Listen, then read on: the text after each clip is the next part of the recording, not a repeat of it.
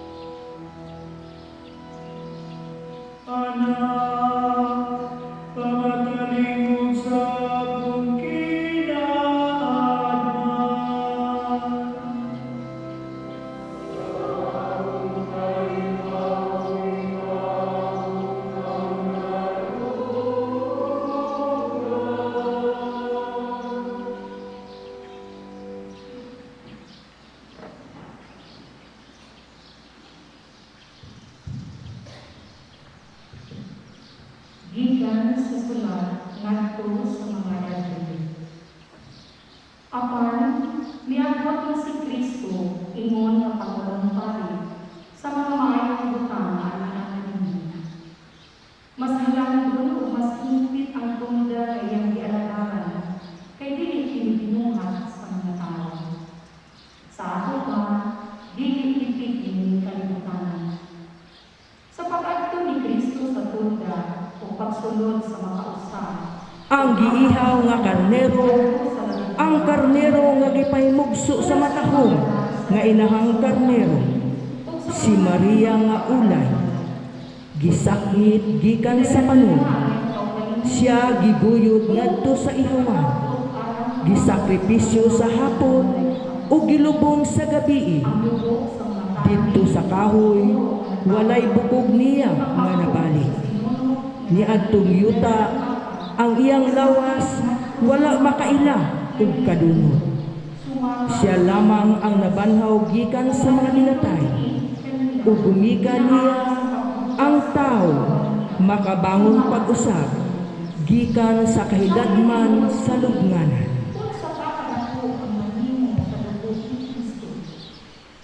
Pinaagi sa walay katapusang Espiritu, gihalad niya ang kaugalingon, ingon nga hingpit nga halad ngadto sa Dios. Ang iyang dugo mao'y naghindo sa atong mga konsensya sa walay kapuslanan ng mga buhay, aron magkalagad kita sa buhay. Ang tanan nakasala, Si Kristo mao ang pusag ikawan sa Dios nung himaya. Kita naluwas, gumikan sa grasya sa Dios, ug sa pagbahaya nga gihimo ni Hesu Kristo.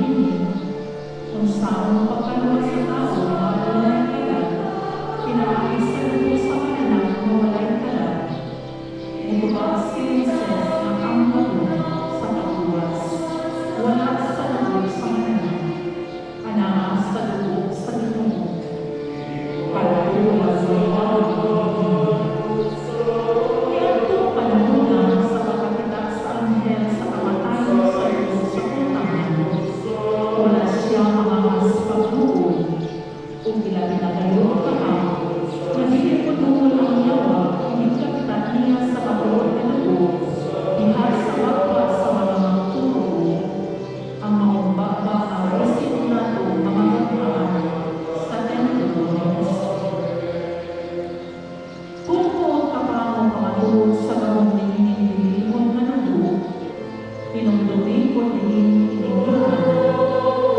Isa niya pagbuhagay ikan sa kilid sa atong magtugundo, dito sa Diyos. Isugid man sa Ebanghelyo, na sa namatay na si Kristo apan nagpitay pa sa Diyos, dihay sundalo ang inuslak sa iyang kilid,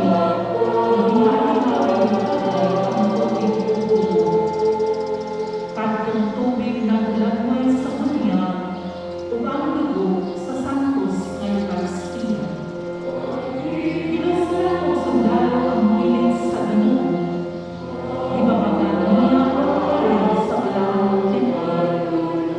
Ug ipalagan ko ang mahali na ako mausa ang itagod sa nasong Carmelo.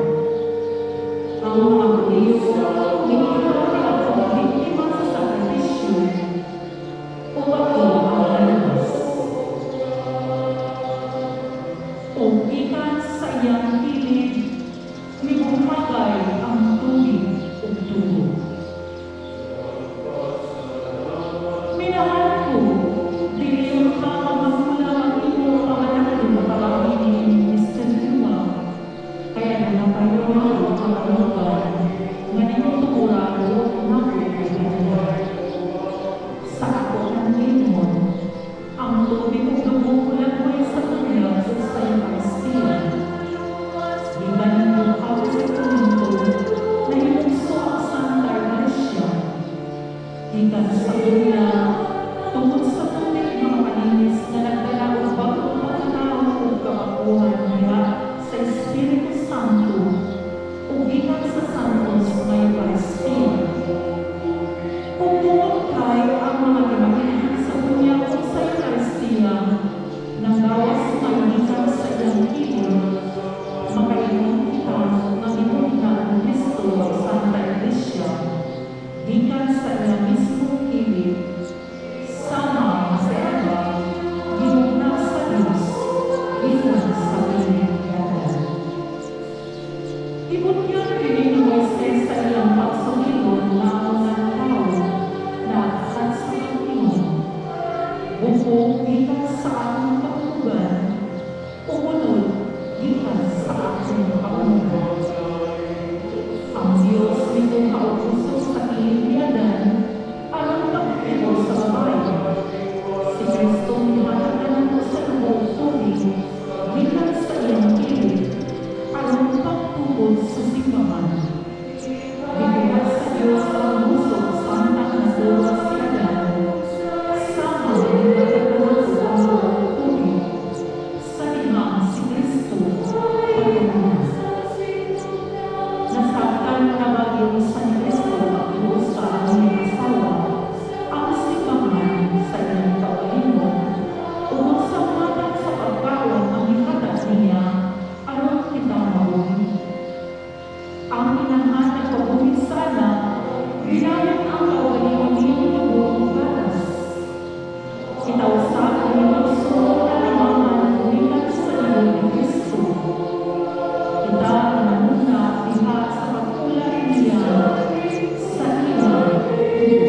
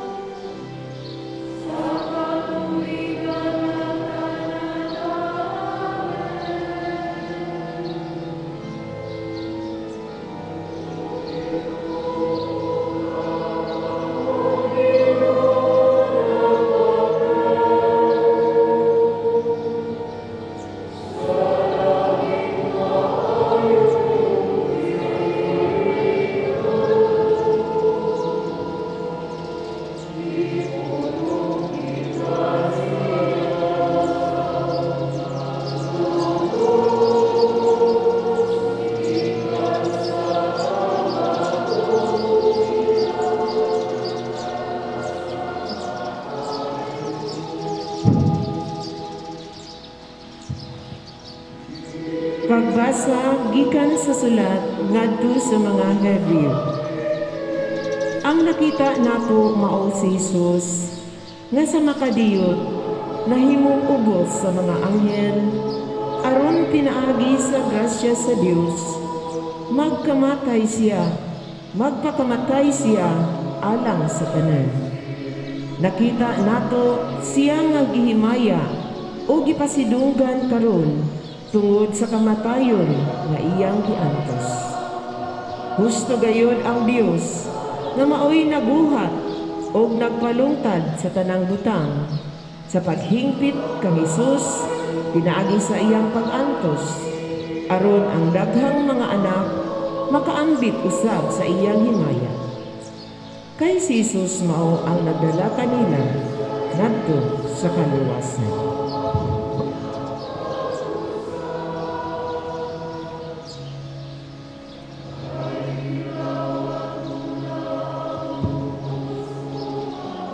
Mga igsoon ko diha ni Kristo ato karong misulod na kita nini nga pinakabalaan nga mga adlaw sa atong Kristohanong kinabuhi.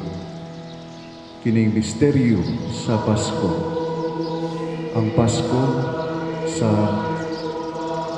pagtuo, misteryos pagtuo, pagpasakit, pagpakamatay, pagkabanhaw, pagbalik sa Ginoo sa tuang kinabuhi.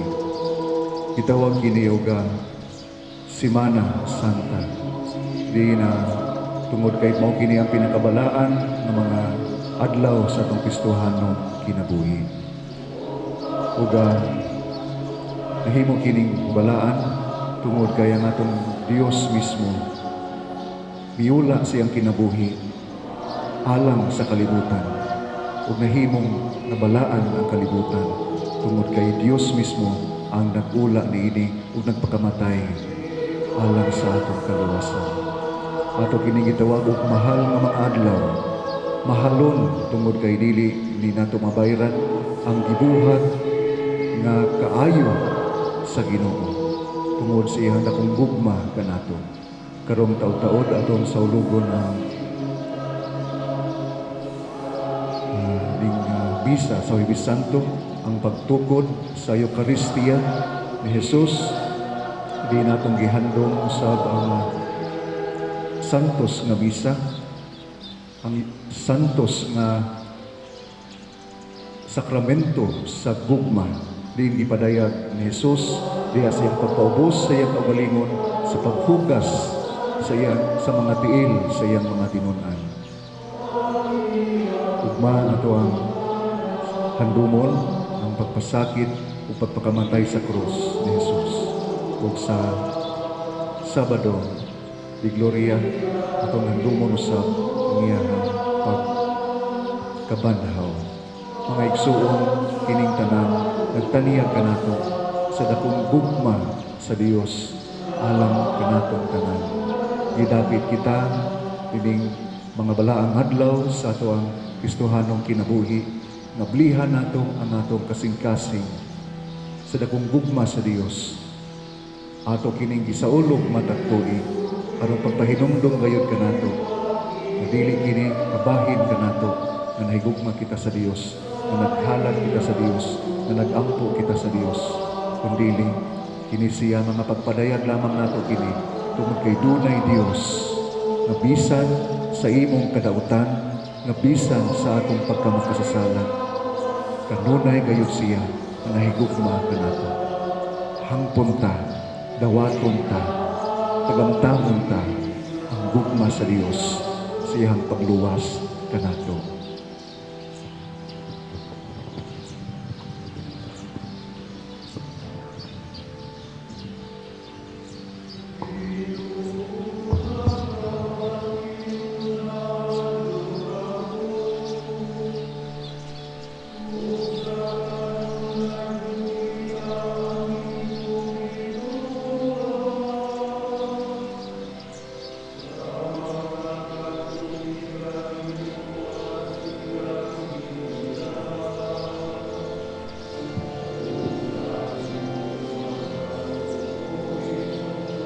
Pinag kaugalingong Ginoo. Gipabalik mo kami ngadto sa Dios.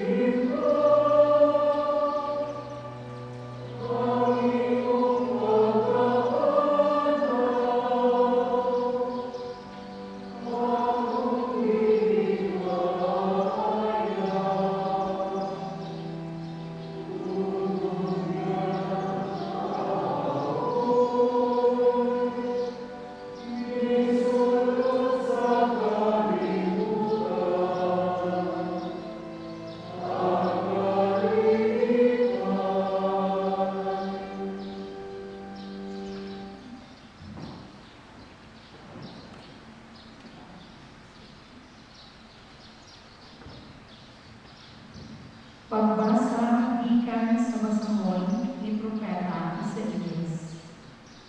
Ang Ginoo ningon, mulangkos gayon ang akong kalagad, magamanan siya o pasidunggan pag-ayo. Danghan ang nagulong kaniya, kay nadaot man pag-ayo ang iyang panagway, ug dili na kini gitsurat tao. Mahigulong sa kaniya ang daghang mga nasod, ug maamaw ang mga hari sa iyang atubangan. Kay ila nga makita katungod ang sugilon kaniya, ug makasabot sila niadto wala nila ilong.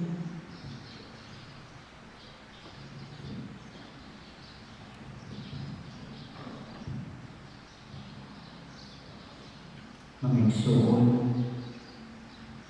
ang pinakadako o labihan na gugma sa Ginoo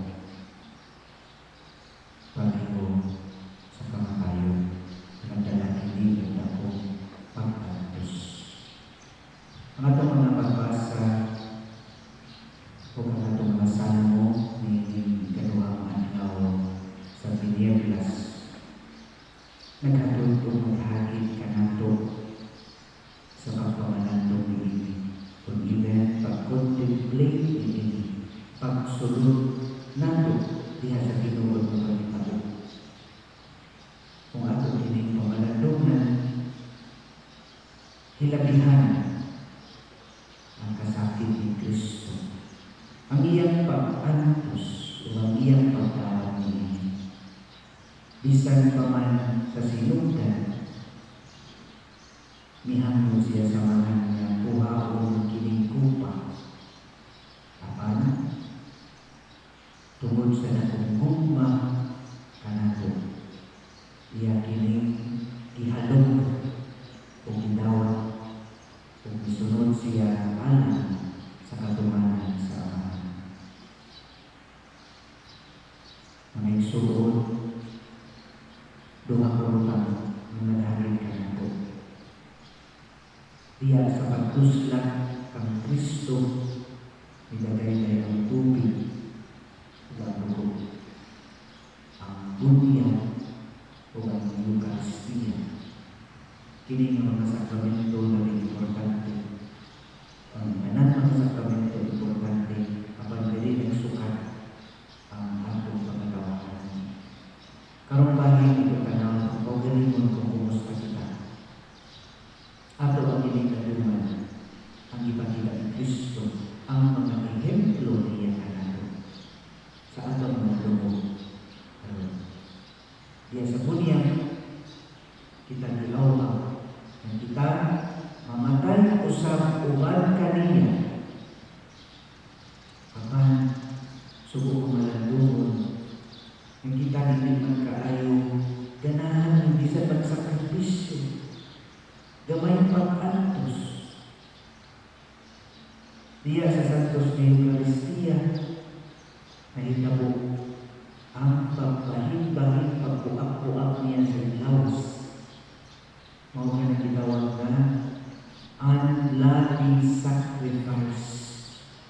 Praxio Panis, pagbuak, pagbahin-bahin sa iyang lawas.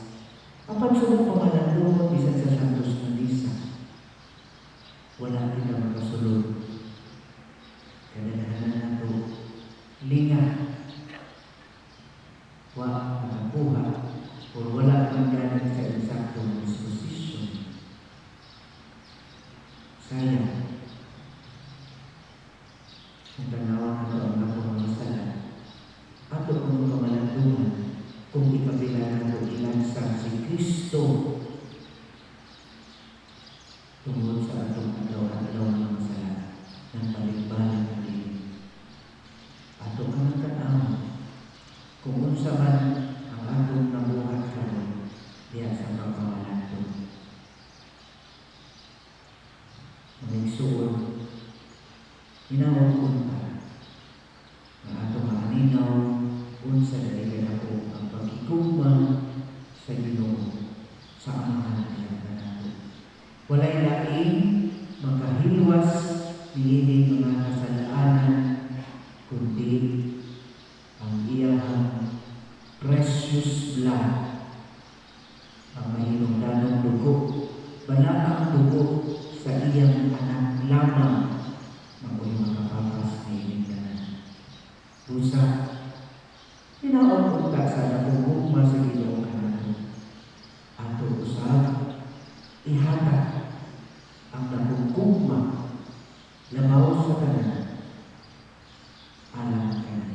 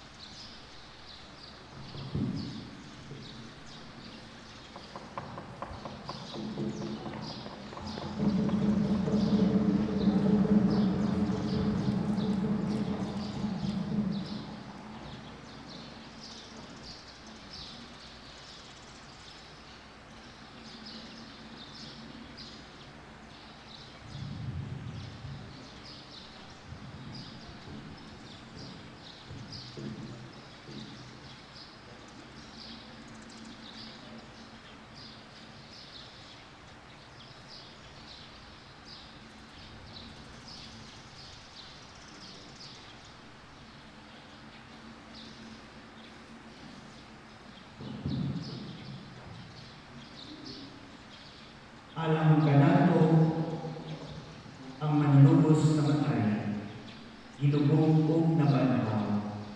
Uban sa tingkos na paghigugma, simbahon ka siya, ug atong ampuan sa Panginoon. Ginoo kaluoy kami. Kristo magtutudlo, pinaagi sa kamatayan mo ni sa krus. Nagpasinagtan ka hangtod sa kamatayan. Tudloy kami pagsunod sa kabutokon sa Amahan, diha sa tanang utang. Kristo ang kinabuhi. Gilumpak mo ang gabong sa kamatayon, pinaagi sa kamatayon mo diha sa krus. Himuha ang kami mamatay uban kanimo, aron mabanhaw kami uban kanimo sa lumayang dali. Kristo ang hari, nahimo kang sinalingway ug buspa kay sa tao tungod kanamo. Tudloy kami sa pagpaubos nga maoy nakaluwas sa kalibutan.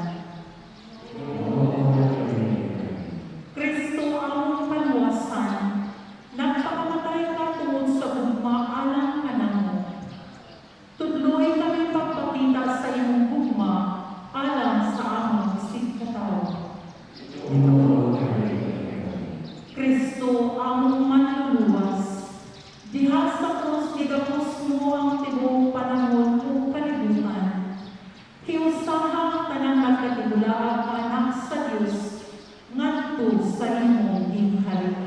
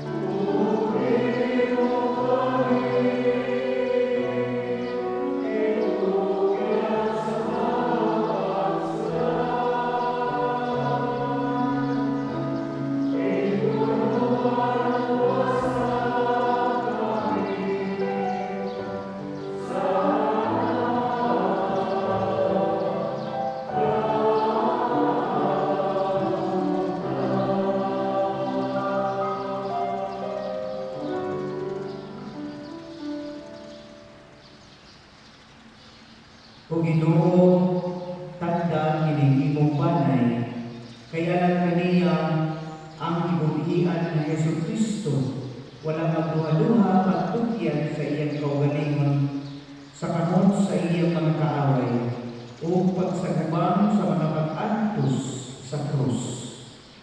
Siya nagpuyo ug naghalit uban kanimo ug sa Espiritu Santo, Dios hangtod sa kahangturan. ang Ginoo mana kaninyo. O manalangin kaninyo ang Dios magagahom sa tanan, ang Amahan, ug ang Anak ug Espiritu Santo. Dayon ta ang Ginoo.